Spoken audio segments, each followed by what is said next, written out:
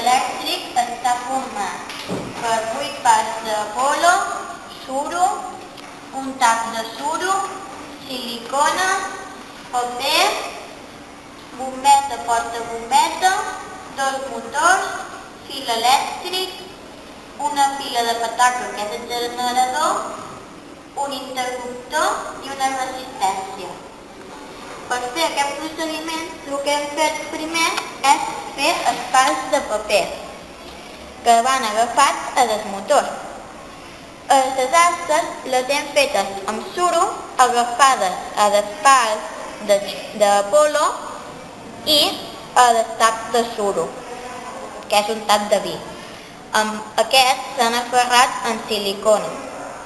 Després se li han soldat els cables elèctrics, que van aferrats en silicona per als costats perquè quedin ben firmes.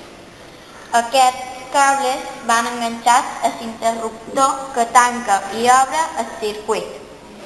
Després, aquests altres cables connecten la bombeta, que també va connectat amb els altres cables de l'altre motor.